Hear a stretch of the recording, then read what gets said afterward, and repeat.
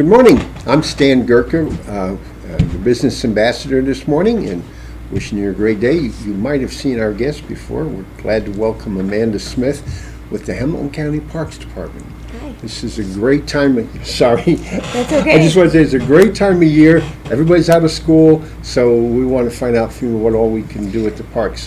Well, Hamilton County Parks has a lot of different opportunities this summer. Of course, our parks, we have over 10 different parks. You could potentially make it your goal this summer to visit every single Hamilton County Park this summer with your family, with the children that are out of school.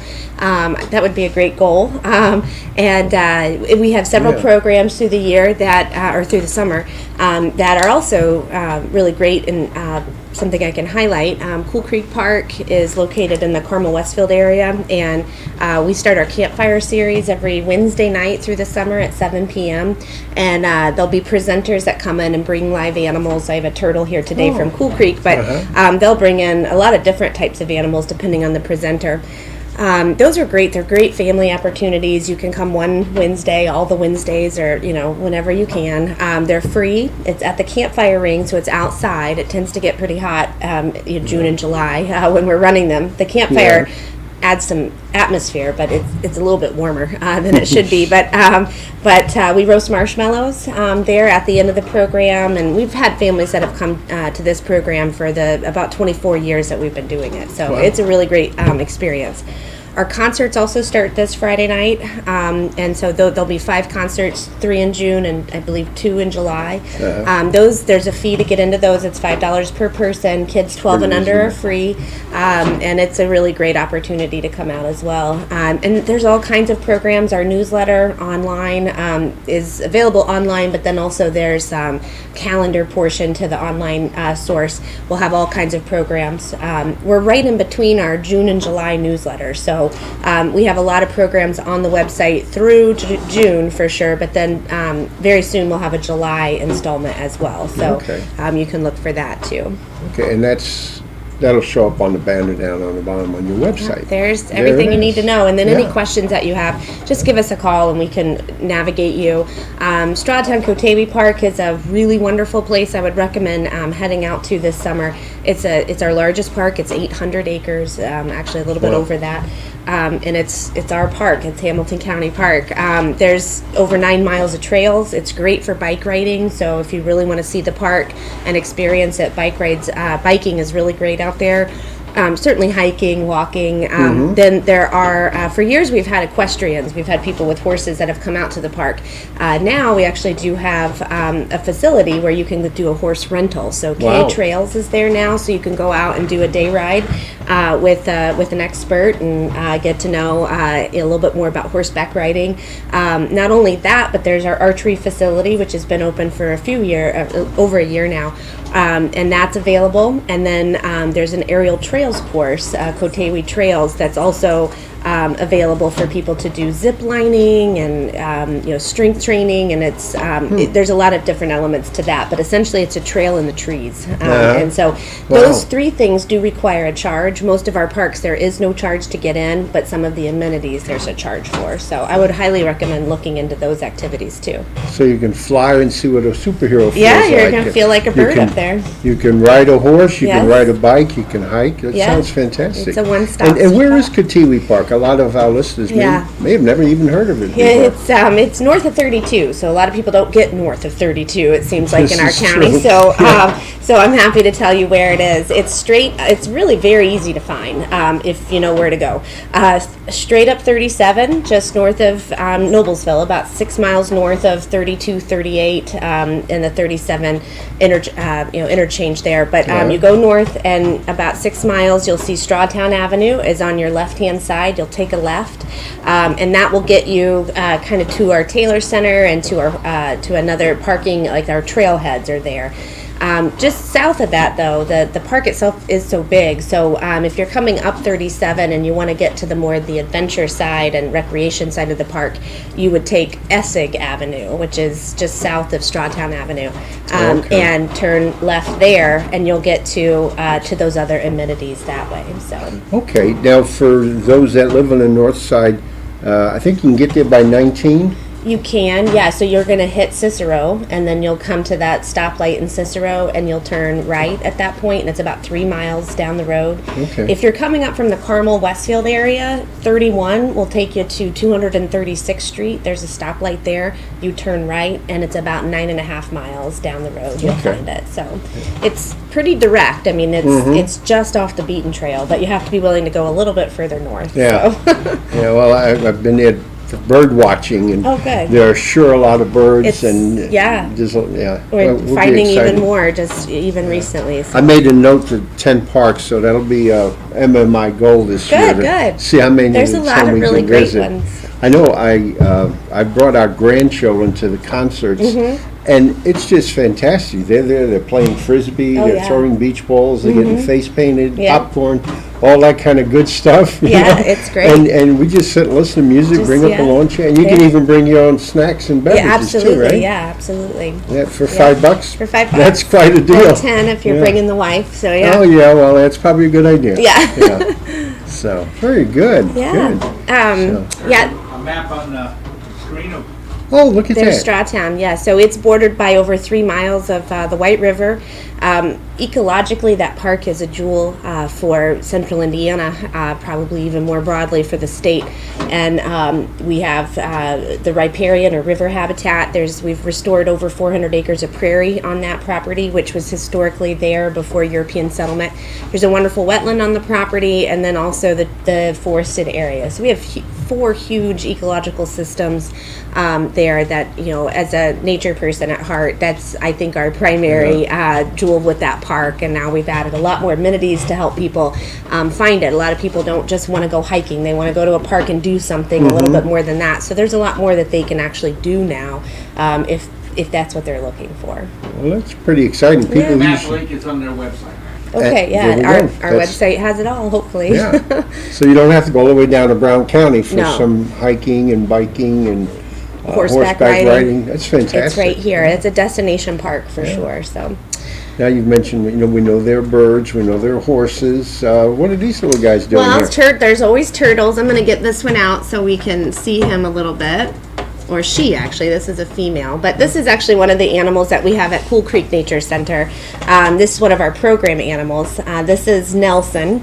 And named before we knew whether or not it was a male or female. Okay. And Nelson is a Midland painted turtle. Nelson actually has an injury. You can see right here. This turtle we weren't sure exactly what it was initially. It was brought in. It was a little bit bigger than a quarter when she was brought in. But she was bit by a snapping turtle, and luckily it didn't take her arm. It just grabbed the shell there. But when someone brought her in, we decided we needed to hold on to her instead of releasing her, where she obviously would have been able to live a much more fulfilling life for her. But anyway, so we've kept her as a program animal. But I brought her today as a good example of a turtle that you will likely see, not just at our parks, but there's habitat all over the place. Our neighborhoods are habitat. Yeah. And so this is an animal that is going to be in our retention ponds and our ditches and our creeks and different things. She's an aquatic turtle, a water turtle. This time of year, you're going to see turtles sometimes crossing the road. And a lot of people make some easy mistakes with this. First off, obviously slow down when you see an animal in the road. I hate to think there are a few people that swerve to hit these critters, but if you're not one of those people and you're willing to actually help the animal, you can do something. So, but what a lot of people do is they see an animal in the road. Obviously, it's not the best habitat for it, so they'll pick it up and they'll take it to the closest body of water and let it go there. The issue with that is that first off, we don't always know what body of water it belongs in. A lot of people will remove it and actually bring it to Cool Creek or another park, Stratton, and let it go there, thinking that's better habitat than where they found it in the middle of Carmel or Fishers. The problem is that turtle has a niche. It belongs right where it was found, in their habitat, in their neighborhood, which, again, we sort of have to try to help people understand that their neighborhood is habitat. So that animal does belong there. And when they're removed, they'll spend their time trying to get back to that spot. So that's another issue that's going on. The other issue, though, is that female water turtles, like painted turtles, cannot lay their eggs in water. So they're not amphibians, they're reptiles. So they actually have to leave the water. They have an amazing little GPS in their head that actually tells them how far they have to go to get away, to get out of the floodplain. So they actually have to leave the floodplain, because if they lay their eggs too close to water and it floods, those eggs die. So she's actually trying to leave the water and go to another spot. So this takes them quite a distance away from wherever their actual niche is, wherever their habitat is. So if you pick her up and put her back in the water, if she's not laid her eggs, she has the added issue now of having to get back to, somewhere where she can lay eggs. Yeah. So we need to sort of understand that these critters know what they're doing, and we need to let them do that. Certainly, going back to that, the road is not a spot for them. So you can help them by, if they're headed this way across the road, simply pick the turtle up, put it the way it's going across the other side of the road. If you put it this direction, as soon as you leave, it's going to go right back the way it came. Okay. So just set it across the road in a safer spot, the direction it's headed. That's the very best thing that you can do. You can, obviously, if you're in the road, you're in danger, so be mindful of your own safety. The other issue is that not all turtles are going to be super sweet like Nelson is. There are snapping turtles, which I don't have a live one of, but a snapping turtle, common snapping turtle, are very common in the state. A turtle this size, not alive anymore, obviously, but a turtle this size could definitely take off a finger. So you have to have added caution with that. The way that this turtle would be oriented would be head this way, tail this way. The only safe place to really touch a snapping turtle would be to get in underneath its really meaty legs and grab it here. And then again, if it's headed that direction, you'll have to drag it and put it that way. Dragging it by its tail is not a good option, because they're so strong that they can you can break vertebrae by moving it that way. Oh. So you can sometimes lure it across the road, but these guys are a little bit more tricky, because they definitely can add some damage. So they cross the road too? Yeah, so females will also cross the I thought road. they always stayed in the water. No, they do spend the primary time of their life is in the water, but when they're ready to lay eggs, they have to get out of the water. So this just sort of knowing that much, we've really disconnected ourselves with nature, so we forget some of this. So you would nudge it along from the back. Yes. Maybe pick it up there, but not the tail. Right. Yeah, and you can. If you have the time, just let it cross the road. Sometimes and protect you can. it. Yeah, you can get it with a stick or something and then drag it. Other people, if you have a shovel or something in the back of your car, okay. you could just lift it up that way. The issue with snapping turtles is the water turtle here. If she was aggressive, she might try to bite me from here, and her neck is long enough to actually get to my fingers there. Generally, water turtles are a little bit more aggressive than box turtles, which are a land turtle. But the snapping turtle obviously is extremely aggressive. So what will happen here is, if you tried to do the same thing and you grab from the middle, that turtle's neck is long enough that it will extend back. Actually, this is the only safe place to grab that turtle without getting bit. So, I just saw online just recently someone was trying to help a snapping turtle bigger than this one, and it got that person right in the hand, and oh my goodness, it luckily did not hold down like they do, but bit and let go right away. So, you don't want to get hurt in the process, but a lot of people want to help a turtle across the road. So I've been bit by crabs. That was enough. I learned that you don't do that with crabs. Some of them can reach. Probably not, no. Grab But in the back. So Nelson's a good ambassador to nature. She can kind of talk to you about, or she can at least teach us about what to do in the right situation. So, but yeah, you can definitely help them, but we can also do the wrong thing and hurt them. So just knowing that much. Did you also have another turtle? I did. Before we go? I did. Yeah. I took them down because I wasn't sure we'd have enough time. But this is Longlegs. Couple more minutes. Longlegs is a box turtle, an eastern box turtle. These guys both of these animals are native to Indiana, which means that you can find them. I grew up in Indianapolis. I grew up on 42nd Street and went to IPS for several years. We found these turtles all the time, and you might remember, growing up and finding box turtles. These now are a special concern species in the state of Indiana. That's the lower rung of the endangered species list. So there's threatened and then eventually endangered, at least state listed. These guys, their numbers have declined dramatically in 40 years. There's a lot of different issues to that, but these are land turtles. So when you look at a comparison with our water turtle, okay. you can Got a see, low shell. see here. Trying to find them there. Yeah, so the webbed feet of the water turtle's a lot more kind of flat. Long legs is this turtle's name, which I don't know if he knows it or not, but this turtle will have a boxy shell. One actually really cool difference too is when a water turtle gets scared, they go into their shell and use it as protection, but that's about as far as it goes. A box turtle, when they get scared, they go into their shell, and Longlegs obviously knows I'm not going to bother him. But so when they go into their shell, he's held by about 10,000 kids a year, so he's really pretty tame. But if you notice, this part of the shell here actually wiggles. So if he were threatened by a predator, he would tuck in his arms and legs, move his head in, and shut this door. So he'd look like that. Yeah, he'd look like a box. This That's is why they pretty call cool. him a box turtle. They close up like a box. He has a back door too, so he would put his back door parts in there, shut the door, and then he'd be protected. Because they can't rely on speed like a water turtle does to get away from a predator, they need to actually just close up and hide from predators. So that's the difference between box turtles and, well, there's a few, but a water turtle. This is a male Longlegs, has brightly colored, very brightly colored skin, orange, red eyes, and his tail is longer than a female would be. And then the other clue is that he has his shell is curved in on the bottom here. So the boys tend to have a curved in plastron, and girls have a flat or actually concave plastron. So Longlegs was found in the park in 1999 at Cool Creek. He had a cut on his neck, and we brought him inside. He had some infection and some issues, so we cleaned it out.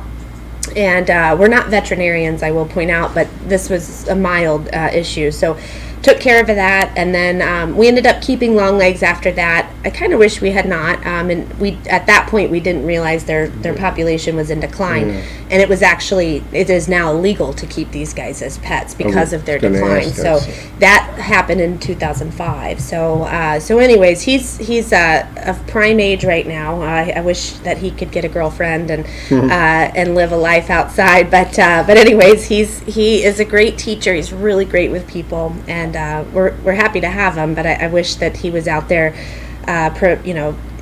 propagating his species a little bit more. But he's, we think, between about 30 and 40 years old right now. So, and they can live 70, 80 years, so, even over 100 at times. So if anybody has a girlfriend, well, the issue is the state doesn't want, you might think, well, heck, why aren't we breeding these guys like we did we did with the bald eagle? Why don't you reintroduce?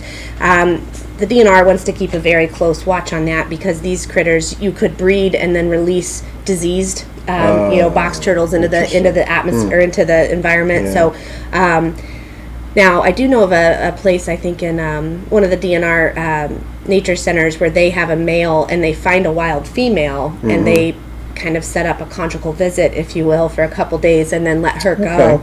That has to be okayed by the state, though. The state actually we have to have a permit for these guys, and they are even the education animals are now regulated, so we know what we're doing. Even the dead shells are. So that's Longlegs. He's kind of one of the superstars of the Nature Center, and you can come see him this summer as well. So he's a lot of fun. Well, that's great. Well, we appreciate that. We know more about turtles. We'll be very careful to not hurt them, harm them, or take them home. So they do not make great pets. Some of them are illegal to own. And when you take one turtle out of the ecosystem, it may not seem like a big deal, but that turtle could lay 20 eggs, if not more, a year. So you multiply that, and it's quite an impact. Plus, in a couple years, most kids get tired of it, and and then we end up getting calls about my kid, we did this, did that, Sure. and so then, and they're not releasable at that point either. So these turtles, you can't just put them back outside. They've lost their ability to survive on their own. So we try to do a lot of education on that, is let wild animals be wild. Yeah, that makes sense. Well, I wish we could do a double show. Oh, but that's okay. We I've gotta had a let you great go, time. man. But visit Cool Creek Nature Center. Amanda will tell you about the other 9 parks. Yes. Visit Kotiwi. There is so much you can do in Hamilton County with our park system. So thank you very much Thank for you. being here. I'm Stan Gurka with Primerica Financial Services, where we teach people how money works and to be debt-free. Been doing that for 40 years. And our thanks are to Jim Wofford for setting this program up and bringing us live TV, sporting events, and everything else. So thank you, Jim, and everybody have a great week. Bye now. Bye. Thanks, Amanda.